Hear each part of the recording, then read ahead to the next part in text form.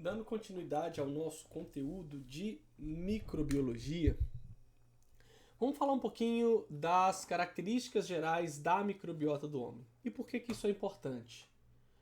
Porque graças ao conhecimento da microbiota, nós podemos saber a interação sinérgica e simbionte, de certa forma, dos seres humanos com as bactérias, saber, caso haja alguma doença, se o tratamento ele vai estar relacionado à reposição de uma microbiota, principalmente no trato intestinal, com um probiótico. E qual que é a diferença do probiótico para o pré-biótico? Logo, alguns conceitos importantes que a microbiota ela é o conjunto de micro-organismos presentes em um ambiente específico. Por exemplo, o ar, água, solo. E como é que a gente determina essa microbiota? É fazendo meios de cultura, porque a gente coleta a amostra e semeia a amostra que nós queremos. E com base nesse meio de cultura, nós conseguimos identificar os tipos de micro-organismo cultivados.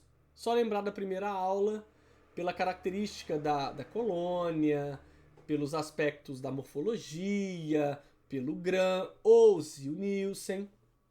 E, com base nesse conhecimento, estudar a importância desses micro-organismos para o ser humano. Logo, em cada uma área, mas não todas as áreas do nosso corpo, existem bactérias.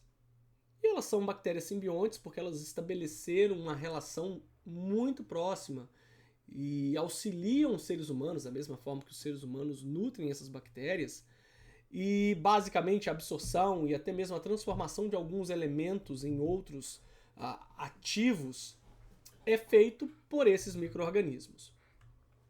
Então, a microbiota é o conjunto de micro-organismos presentes na superfície da pele e algumas mucosas que se instalam no indivíduo ao nascimento e permanece até a sua morte. Esse é o conceito de microbiota residente. Todo aquele micro-organismo que nós adquirimos ao longo da vida e que por condições higiênicas nós os eliminamos, eles são considerados de microbiota transitória. Então, quando nós fazemos um procedimento asséptico, o que nós estamos fazendo é reduzir o máximo de micro-organismos possíveis. Nós não estamos esterilizando o meio. Então, uma pele tem vários tipos de micro-organismos. Nós temos vários tipos de pele, cada tipo de pele com a presença básica ou principal de um tipo de micro-organismo. Temos as mucosas, temos a mucosa com microbiota, como por exemplo vaginal, intestino grosso, trato respiratório superior, cavidade oral, e temos mucosa estéril, que não pode ter micro-organismo. E o conjunto de micro-organismos, sejam eles comensais, simbiontes, saprófitos, que vão ali degradar matéria orgânica, eles são também, essas capacidades desses micro-organismos também são considerados importantes para conceituar o que é microbiota. Tá? Então, microbiota vai ser a presença do grupo de bactéria. E uma bactéria comensal, ela utiliza de indivíduos de outra espécie para facilitar a obtenção de alimento, mas não causa prejuízo para a espécie. No nosso intestino nós temos a E. coli, que em algumas cepas pode ser comensal.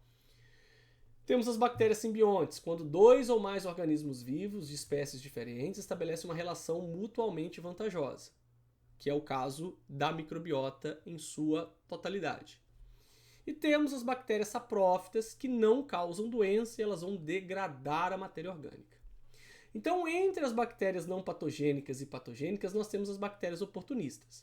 A diferença para não patogênico e patogênico, a nível de microbiota, é a seguinte. Se na pele eu sei que ela é 85, 80% de Staphylococcus, logo o Staphylococcus aureus ele é comum na pele. Se ele está longe da pele, em outro sítio, ele se torna patogênico. Então, essa seria a minha relação clássica. Então, existem aqueles patógenos estritos, como a primeira aula foi dito que muitas bactérias são patogênicas. Minto. Um número muito pequeno de bactérias é patogênica.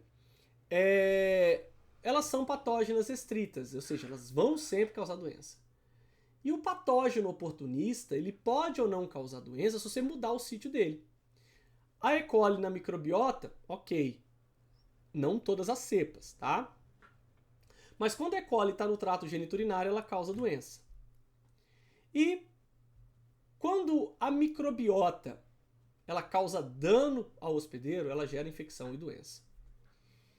A microbiota residente, ela permanece por toda a vida e pode variar de algumas fases da vida, bebê, adulto e idoso.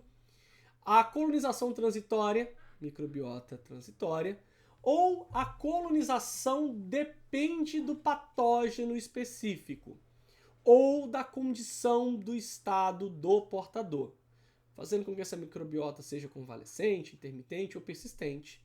E aí, na persistência, a resistência a muitos meios de erradicação.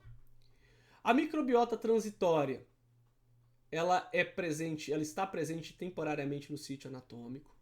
Ela é facilmente removida, produto de limpeza, e facilmente eliminada pela asepsia, a transitória. Já a residente, ela é composta, no caso dos seres humanos, por micro-organismos saprófitos. Ele é típico de cada sítio anatômico, não é removida totalmente na limpeza, não é eliminada totalmente pelos procedimentos assépticos. Então, nós não podemos dizer que nós erradicamos toda a nossa microbiota.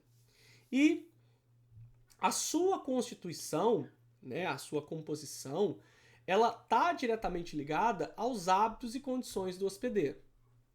E a formação da microbiota, ela se dá após o parto vaginal, ou parto cesáreo, a nossa ingestão de probióticos ou prebióticos por via de alimentação, por via da higiene, de hormônios ou pelo nosso sistema imune. Algumas áreas do nosso organismo, como o trato digestório, possuem uma ampla variedade e um grande número de micro-organismos, desde os facultativos até os anaeróbios, ou seja, o nosso intestino é um ambiente extremo para esses organismos. E o nosso corpo, ele controla essa microbiota, da mesma forma que essa microbiota, ela induz o organismo a algumas atividades metabólicas graças à especificidade dessa microbiota. O controle da microbiota ela pode se dar por mecanismos físicos, como por exemplo a integridade do epitélio, válvulas e esfíncteres do trato digestório, muco, pela presença de lisozimas, ácidos graxos da pele, ácido clorídrico do estômago, ácidos biliares, cerume e pH da urina. Já um controle químico, que está ligado à produção de uma secreção natural ou induzida pela presença do organismo. Por questões fisiológicas, por exemplo, a anorexia e a bulimia nervosa, ou mudança do fluxo peristáltico, né, com a indução ao vômito, pelo movimento ciliar, pela peristalse, ou seja, peristaltismo. E nós podemos também regular a microbiota por componentes biológicos, como, por exemplo, a secreção de IgA no trato, por exemplo, no trato digestório e no trato respiratório. Outro mecanismo biológico são as células do sistema fagocítico, ou seja, macrófago também atua nesse controle da microbiota.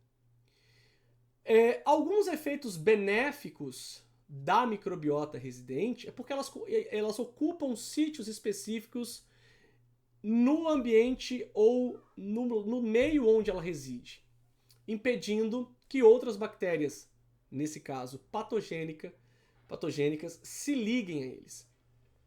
Essas bactérias também podem nos ajudar a sintetizar algumas vitaminas, como algumas do complexo B, algumas vitaminas lipossolúveis, como a vitamina K.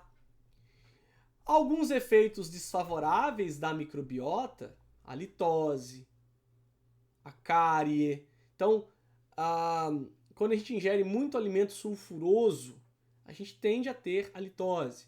Cárie está relacionada à questão higiênica da boca. A bromidrose, que seria o chulé, o CC, tudo isso pelas microbactérias e as bactérias eubactérias que vivem nessas áreas onde a temperatura, a umidade do local favorece o seu crescimento. Outra questão desfavorável é que essas bactérias, ou não só bactéria, mas também o micro-organismo, e aí no caso fungo, pode causar, ou são, né, na verdade, as doenças. E um exemplo básico é a candidíase oral, esofágica, as colites pseudomembranosas. E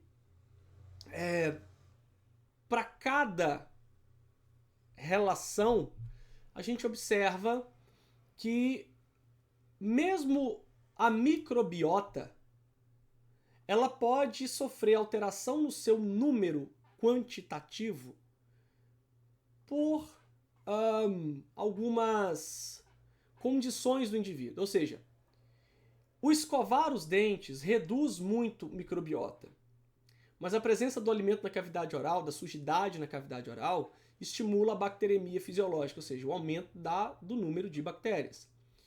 A relação sexual, o exame preventivo, ou seja, algumas bactérias, o seu crescimento é induzido pela ação do indivíduo.